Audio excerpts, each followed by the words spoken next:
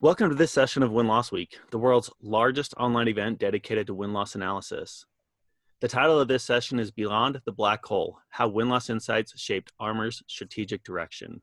This event is hosted by Close, and we'd like to thank all of our partners for their contribution to making this event a success. Today we're joined by Ryan Smith and David Lorti from Armor. With 10 years of experience, Ryan Smith serves as the Vice President of Product at Armor. Ryan regularly speaks nationwide on the topics of cloud security, compliance, and developing secure cloud architectures. At prior companies, he served as the founder, head of product, or marketing manager for various SaaS businesses. We're also joined by David Lorti. David is the Senior Product Marketing Manager at Armor. He is responsible for market and competitive analysis, sales enablement, and go-to-market for new Armor offerings. He has long-standing experience in the cybersecurity and technology industry, launching cloud security and managed security, security and risk consulting, threat intelligence, and incident response offerings. Ryan and David, thanks so much for being here today. Thank you, Braden. Thanks for having us. Thank you, Braden. Very much appreciate it. Sure. Well, I'm excited to hear what you guys have to present to us today, so I'll actually just turn it over to you. Okay, wonderful. I'm going to start. So this is Dave Lorti, and as Braden mentioned, I'm Senior Product Marketing Manager at Armor. Really going to just start off giving you kind of some background on how we got here, how we started working with Close. Best way I can kind of articulate that is, if you're familiar with the movie Interstellar, this is their black hole Gargantua. I'm a big fan of the movie. And really, this is kind of the best analogy I could think of at the time when we were sitting in these weekly sales meetings talking about win-loss. And at that time, it was really a conversation with our sellers explaining why they believed we won deals or lost deals. And we, in terms of marketing and product management, came out of those meetings still feeling like there was a lot we really didn't understand, that a lot of the information was kind of getting pulled into somewhere and into a black hole, so to speak.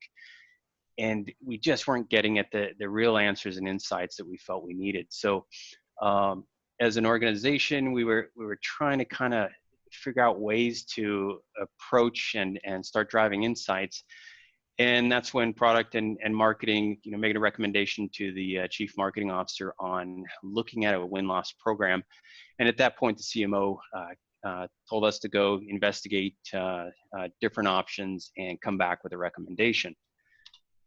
And so we did. We looked at a number of vendors. Closed was obviously who we chose. We really liked kind of the approach and the perspective we believe we would get, as well as just an overall strong value as opposed to some of the other competitive solutions we looked at. So that's kind of a little bit of the background of really feeling like we were in this place where we just didn't have a lot of good information, and we weren't sure that the information we were getting was actually accurate, the full story, and it certainly wasn't the story coming from a customer or prospect directly. So we set off on setting up a win-loss program, and it was great. We were up and running in just a couple months with a program with Closed. And it's, we put this together. It's really important to kind of think about the market and competitive research and overall across your organization. And when we set up WinLoss, the WinLoss program, we could see that it really kind of is this, it's more of a qualitative research tool, but there are aspects of it that we can pull in from a quantitative research standpoint. But we quickly saw that once we were getting the interviews completed and insights were coming, it opened up new channels for us to start pursuing and looking at other questions we needed to answer. And so this slide really kind of conveys this idea of win-loss at the center of a market and competitive intelligence or research program that started spanning it, where we were doing other research around it, right, to build an even fuller picture of everything going on from a customer, a prospect standpoint across Armor, the cloud security company we work for. Yeah, and I think that's a really good point, David, that you bring up that, I'd like to highlight here and just double click on, which is generally win-loss programs in the market are, kind of viewed almost as a sales tool, right, for the sales organization to quickly either give seller feedback on whether they are messaging things right, or whether there's the right pricing, or do you have the right target market. But quickly, Armor realized that win-loss as a program has far-reaching implications beyond sales activity. It influences, what we go do with the roadmap on the product side. It influences how we treat our customers operationally, or how we engage them in onboarding and support or customer experience programs. And, to your point, David, it allowed us to expand what was initially a sales heavy program driven by the sales team to more of a company strategic program and portfolio program for the company that allowed us to not only get insights that were relevant to different parts of the business, but expand a research arm of the business almost into these other areas like NPS, CAB, et cetera, that you're going to double click on. But Yeah. For me, that was incredibly important, transition for the company, is that shift from viewing it as a sales tool to more of a corporate strategic objective. Yeah, Ryan, I completely agree with you. I think it's, and it shifted us to be where we're starting to be really more data driven, right? Insights driven than we had been. One other thing I'll call out on this slide with the arrows here, which is interesting about win-loss, is not only does it kind of feed, as you look at these interviews and you look at kind of the overall messages and takeaways from the program, but you also, it gives you ideas to probe in these other areas that you see here, right? And research angles. At the same time, it also validates some of the things we might see, whether it's seller surveys we do or a CAB that we conduct. It also validates some of those things that we might see from that. And so again, this is just kind of showing you, kind of a program, right, of how it looks at Armor, hitting on these different sides, and really win-loss being kind of a centerpiece of it all here.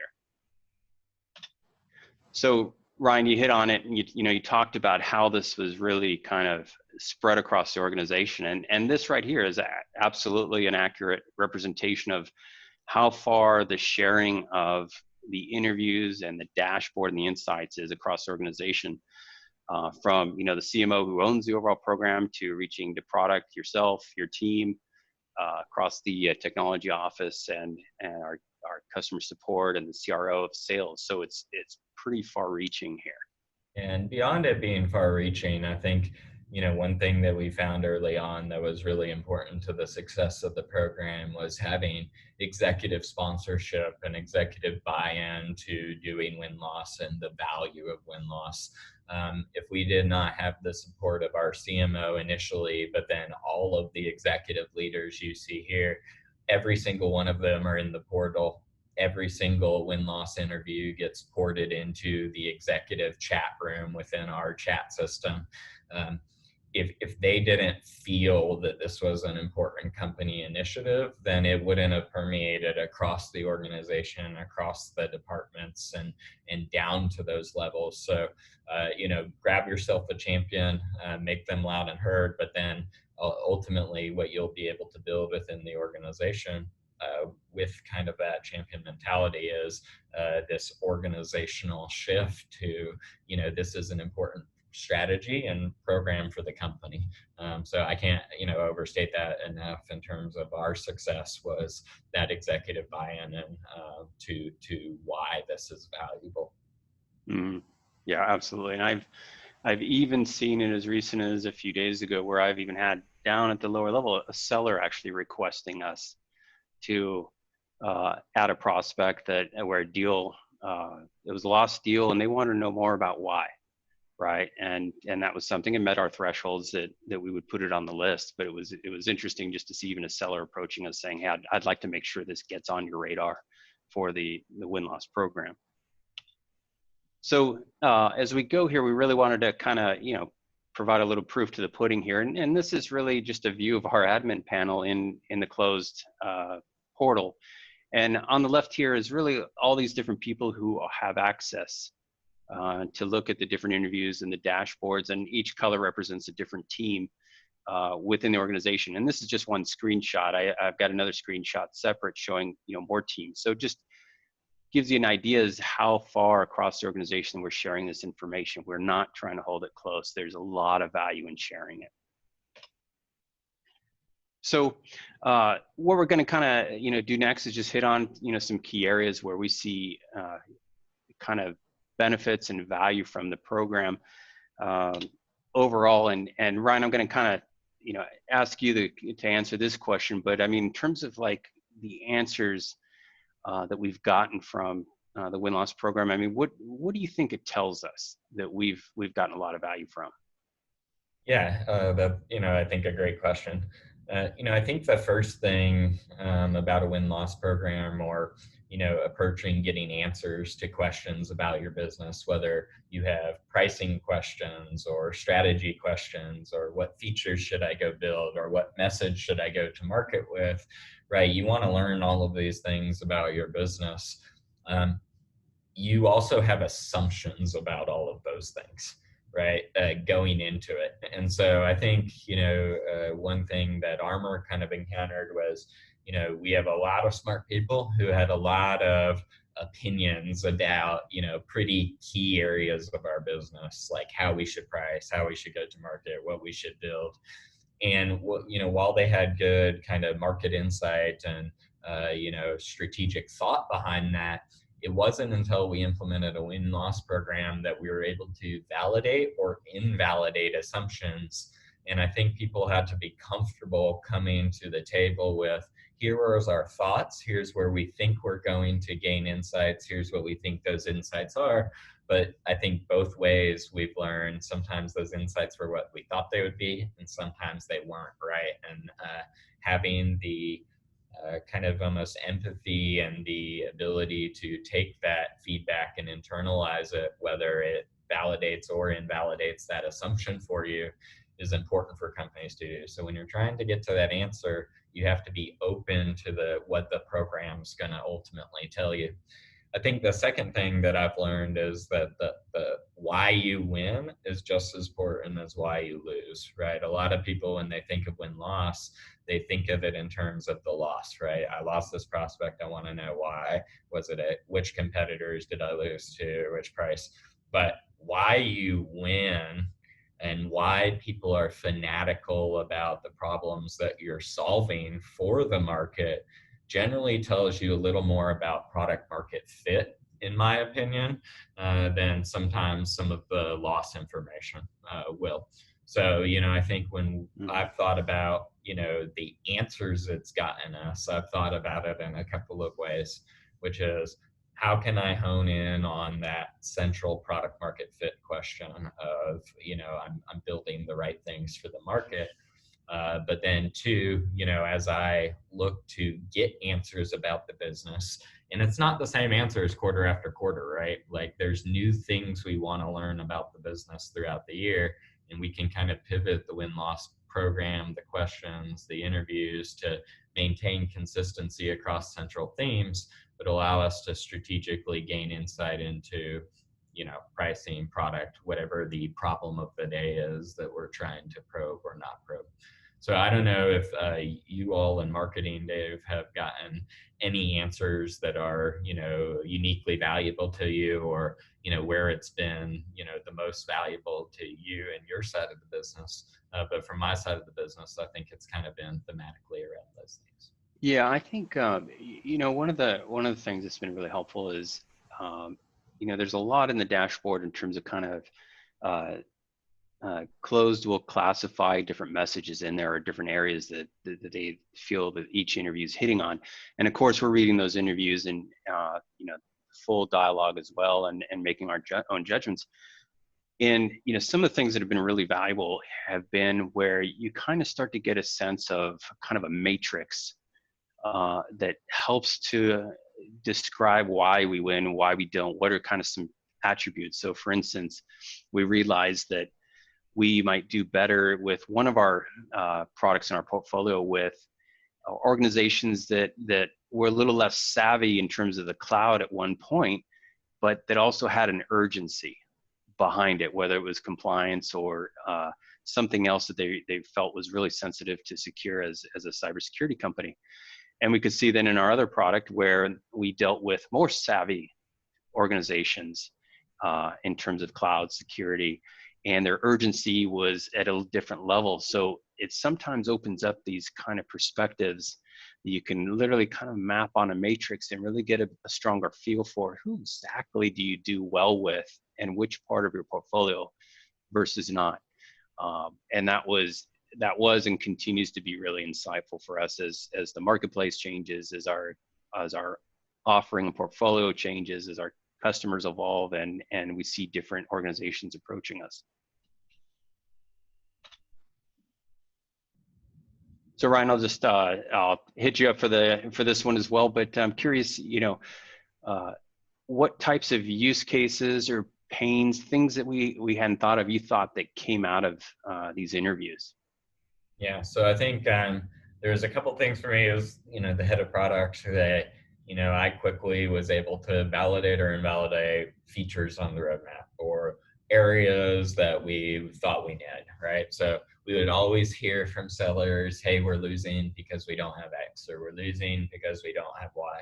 This gave me quantifiable data to say, hey, actually, instead of anecdotally, how many of these conversations are we actually having on a day-to-day basis? And were those product pain points kind of the true driver, or were there other strategic things for the company, pricing elements, et cetera? So, for me, it was, which of the pain points of our customers truly are the ones that we should go invest in next on the roadmap, was kind of my first insight from the use case perspective. The second thing that I thought was really interesting and that I learned on the product side was generally we think of security or any kind of problem these days as a technology problem. If I only had software to solve it and that software had these features, then I would be able to rule and conquer the world and I would never have a security problem ever again. Well, that's not the case, right? What we figured out through these interviews was that a lot of these customers were like, well, I can go buy technology every single day. And, there's the Armor SaaS platform, there's these other SaaS platforms. What's hard for me is how I operationalize those. So once I have the tool, what do I do with it, right? How do I implement it simply? How do I get my team trained on it so they don't have to disrupt their current workflows? How does it make their current workflows more efficient? And so what it caused us to focus on is not necessarily building the next greatest whiz-bang technology feature, because our customers didn't care how we solve security for them. They just cared that we did so in a way that was simple. So what that allowed us to do is focus on building out more of a platform that helped with those operational elements, also while handing them the tools and getting the tools in their hands. And that shift between kind of a pure software product and more of a software platform where people can go accomplish things with security and compliance, I thought that was incredibly valuable and insight that we wouldn't have gotten anywhere else, because all we were hearing are features, right? Point products, point solutions, point things to do.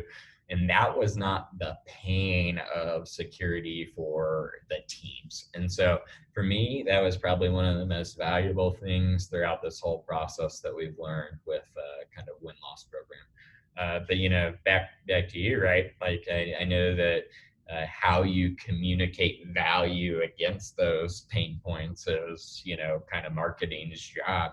So how have you been able to take the use cases or the pains that we've identified in product and message to our customers maybe in some new ways, to highlight the advantages of the Armor platform and solving some of those things for them?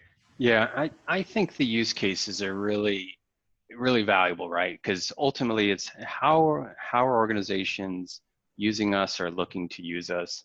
And understanding those use cases, and that was one of the areas we wanted to explore when we set up the program, right? Is what are they doing when they come to Armor, and when they trust us with an application data, what is that, and what are they doing? So getting insight on kind of the highest level use cases, and then, hey, here's some more specific things that they're doing with us, right? And some driven by compliance, some driven by the focus on security. They're doing something interesting within their organization. All of that allows us to then feed right into sales enablement, positioning and messages that actually hit the mark, that show we kind of get the nuance of what organizations are looking from us for, that we're speaking their language, and we must know what we're doing because we're talking effectively about that. So that's what I see as kind of gold, is just better perspective on the use cases that they're trying to come to us with. And of course, that's kind of they're trying to get an outcome related to protecting those use cases from us, or helping them comply. But that was always gold for me. Yeah, and I think it's helped our sales force even transition from being more transactional in nature, where I have this product, I have this SKU, how many of it do you need, to really a solution selling framework where it's more customer, tell me about your problems, your environment. Now let me talk about why my platform helps go solve those use cases.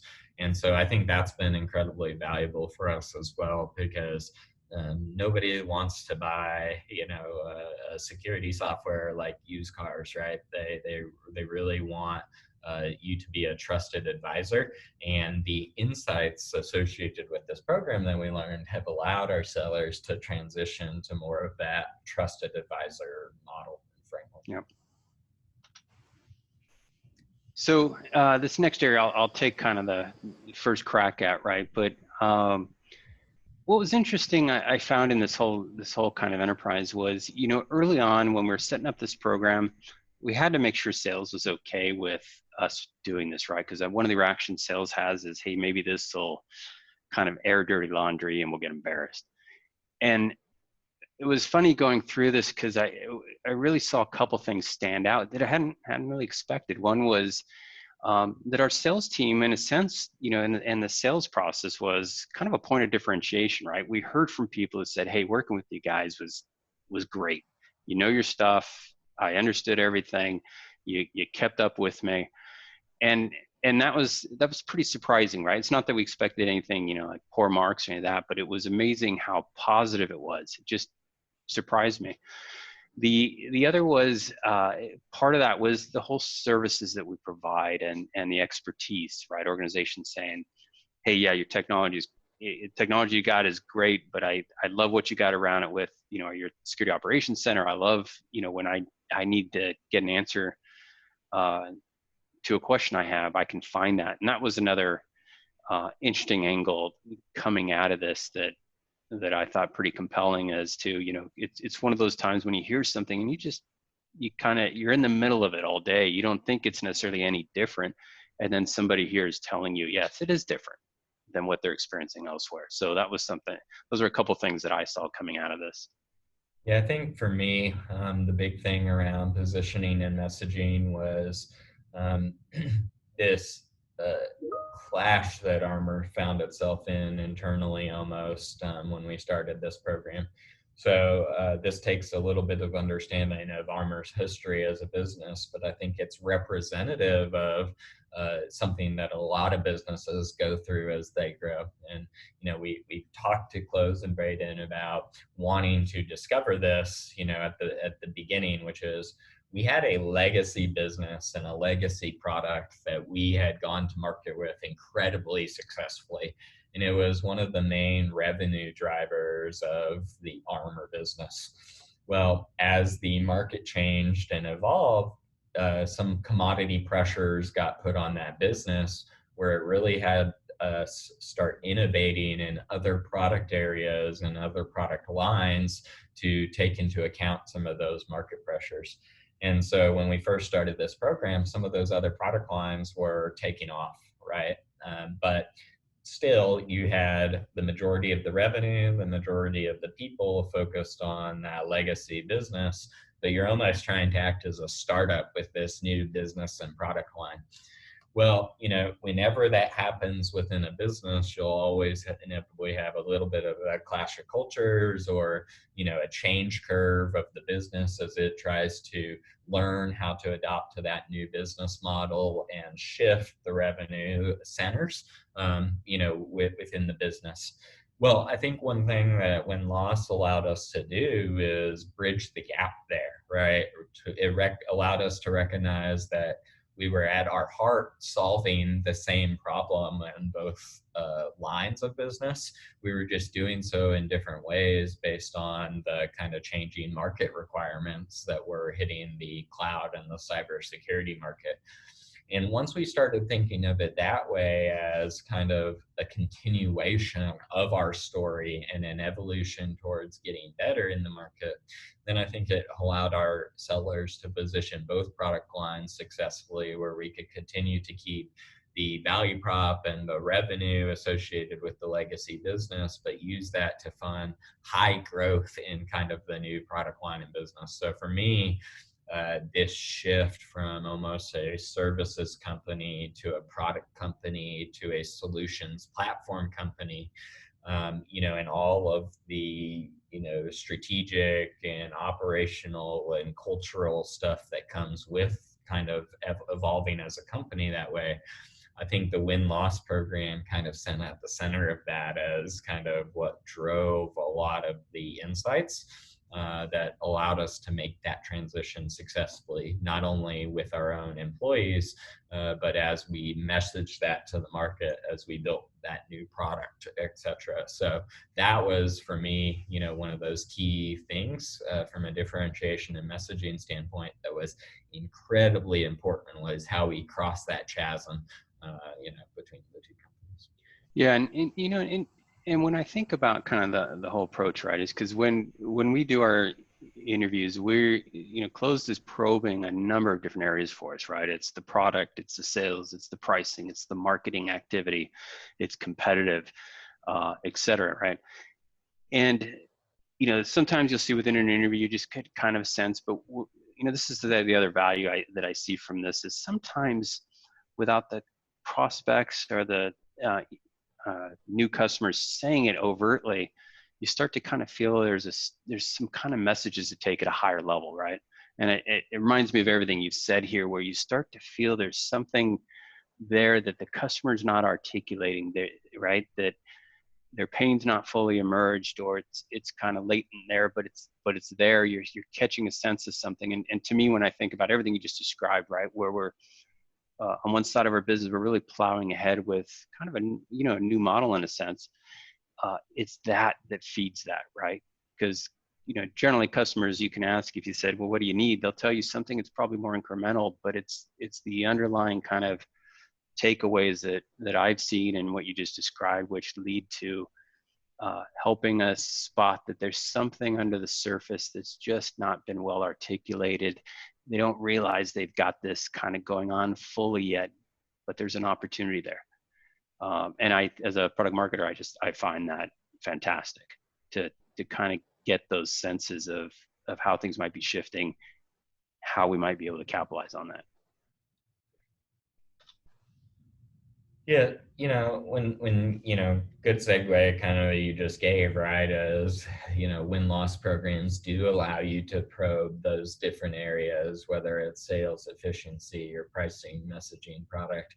But, I think an important part in building our program that we've realized, and it's the difference, I think, between kind of an internal program and having an external kind of objective body help drive that program for you, really is around, it's not just about asking quantifiable questions that allow you to easily slice and dice information into a category, because that's kind of what you would boil it down to when we were doing it internally, right? We'd have a spreadsheet, there would be a customer, the loss reason would be price.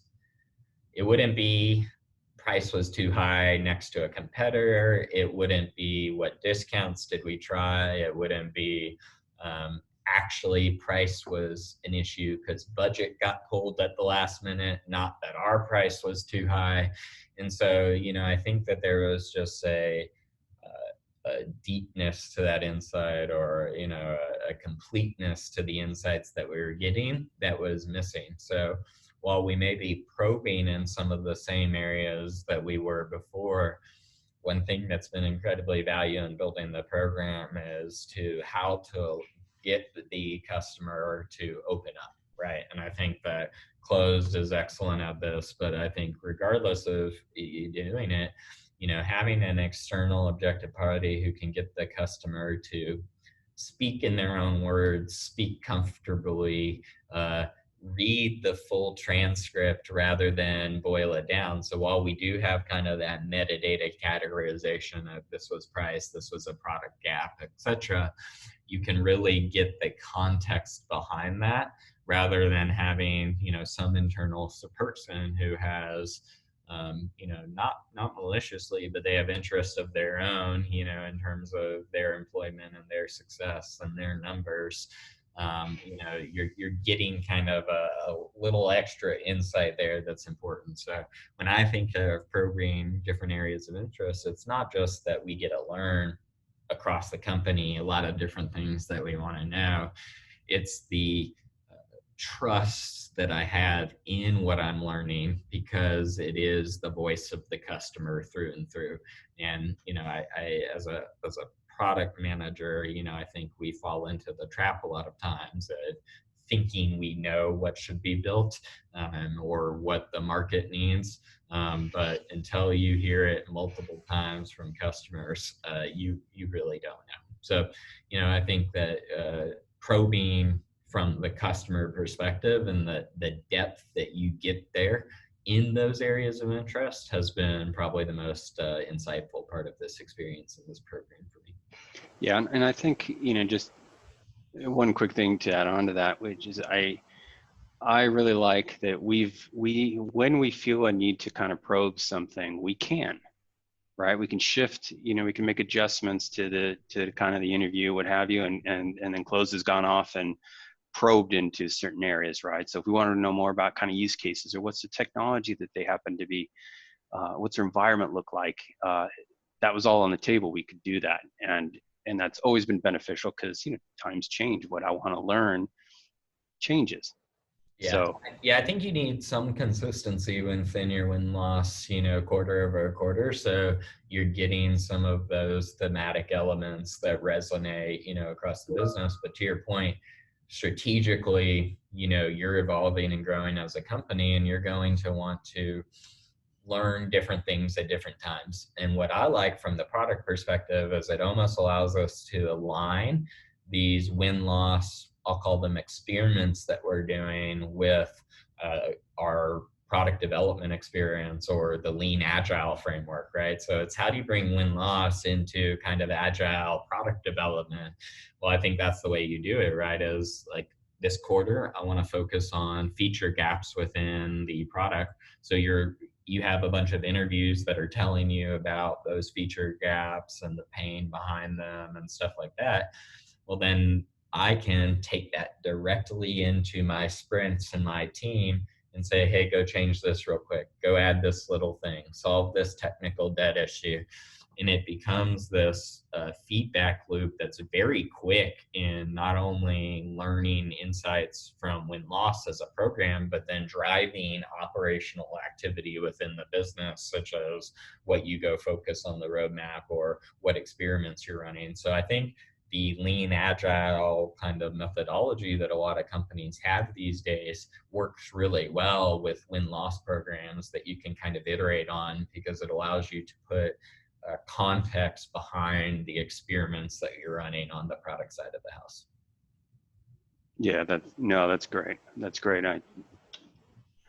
Makes total sense. So, and I was going to take this one on, but obviously this is more in your wheelhouse, and given where you're just talking, Ryan, it makes sense to just kind of segue into how the program is, influenced Armor's roadmap overall. Yeah, so I think for me, the easiest thing is, are we building the right things, and are we achieving product market fit in the market? So what we're building fairly easy, right? Customers will tell you all the time, hey, love your product, but it would be really nice if we had XYZ. The what, you get some quantifiable data, which influences investments, right? I add that data along with product feature requests that we get directly from the portal, to support requests that I get, to what our customer experience team's telling me. And I quickly identify like where we should make investments from that. But it also tells me the why of why people are asking for those features, which I think is ultimately more important. And it gets back to kind of what I was talking about earlier around moving from kind of a point product that solves point solutions to a platform that allows you to solve the things about security that are hard operationally, and not necessarily worry about all the technology that allows you to get there. So I think, I said it earlier, that was probably the most influential thing to our roadmap, was shifting the type of company we were from a services company to a product company to a platform company, and giving the facts behind why we were making that shift within the market, and then backing that up with ultimately what we were building. And nothing comes cheap. Whenever I think about making an investment in what we got to go build, I'm looking at not just, did I go build that thing? Cool, check it off. But did I build that thing? How much did it cost for me to build it? How much time did it take to get that to market? And now that it's actually in market, is it successful? Am I making money? Am I driving a pipeline for the sales and marketing team through the product? Am I actually being successful with what I do, right? So I think the WinLoss program allows you to get more of that why, not just the what, but the why behind why you go do things on the roadmap, or why you make the decisions and the investments that you do. And it gives our CFO more confidence when I go ask for money. It makes my CTO happy when we go build things that our customers love. And then ultimately it's getting our executive team, our board, our company to that product market fit that everybody wants, where we can continue to scale and grow a successful business. Yeah, I think, one of the things that the win-loss, I mean, it's, and right, you're talking about it, it's credibility, right? You go to a seller, and you go to 10 sellers, and you'll get 10 different answers on something, right? And so there's always a challenge of getting kind of a more of an empirical view. But take that and you say, okay, this is what sellers are saying that we need, right? Based on conversations with customers. And it's kind of, you're one removed. And this is much more, it provides much more credibility, validation that the choices you're making are right. And, you hit on it as a product marketer, right? What gets me excited coming in the morning is, hey, this opportunity to help grow the portfolio, right? And behind that, get positioning and messaging where it's point on, right? And we're driving toward a stronger product market fit.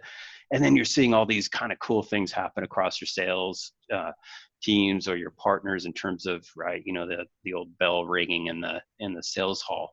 That's what gets me excited. And so when I, do a program like this, feeding what we're ultimately going to market with, shaping that, right?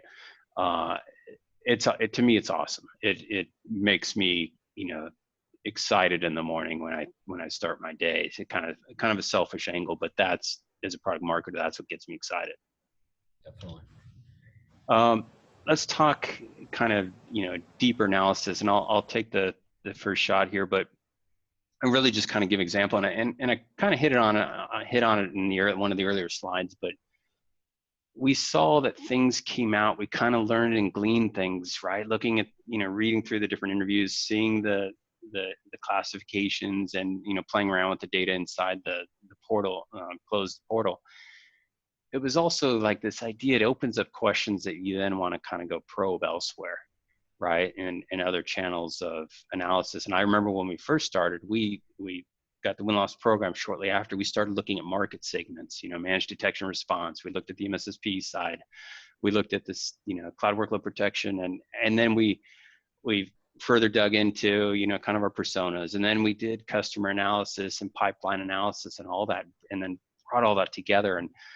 And like I said before, it really kind of was triggered by the win-loss, what we were really seeing and hearing, and it just opened up the organization. And I really think, I go back to that black hole analogy where that was no longer the case. The company was operating on a stronger kind of data-driven perspective, and that's where I see a lot of the value in win-loss. Is it's kind of turning up things that we can then go off and do deeper analysis on, or possibly shape, also like we talked about the interview, to probe something further. So that's one of the big benefits I've seen.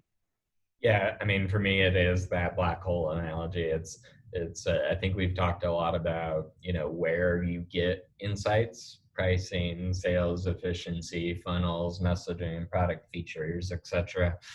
But it's what happens when you get that information. Now that you have that, does it get sucked away into the black hole and you can't take action on it? Or are you able to actually take action on that analysis? And, I think the reason why, the big difference between the internal program that we were doing before and then having kind of the external driver to this, and how it's kind of grown out from kind of that initial just pure win-loss to these other programs of ours. The reason why it goes outward now versus into a, monthly meeting that never led into any action was because of the depth of analysis, the depth of insight that you get. And it's what I said, right? It's the one word. Yeah, it was price. It was competition. They just didn't like me. Whatever it was, to these are the words the customer is saying, and this thing and this thing. Even if it was price, you just learn so much more, coming from here than, what we got from our own recollection, our own memory, our own biases. And so for me, that's really the big thing here, is that how do you, turn a black hole into a big bang? And, I think that's ultimately what happened, is moving it from internal to external. It became something that was a vacuum within the sales organization to something that, as you saw with kind of just the first page of our portal experience and our users in it, we have people from executives all the way down to the most operational of people, across departments, that now get this information pushed out to them, and then they can go operationalize it in these other programs of theirs. So for us, that's really the value here. So that's everything we wanted to cover here with folks on, listening to this. But Braden, I'm going to turn it over to you. Ryan, thank you very much for the conversation. This has been another great interaction. Braden, I'll turn it back to you. Yeah, thanks, guys. This was awesome. Love the conversation and the back and forth and really the insights. And it's really amazing to see how much win-loss is touching the entire business at Armor, right? Like, it's hitting so many different parts of the org and so many different departments, and really making a ton of decisions. So I love seeing that. It's been great to work with you guys over the last couple of years as we have. And so thanks so much for this. And we want to thank everyone for joining the session today, and we hope everyone has a great day. Thanks a lot. Bye, everyone. Thanks. Bye, everyone. Thank you.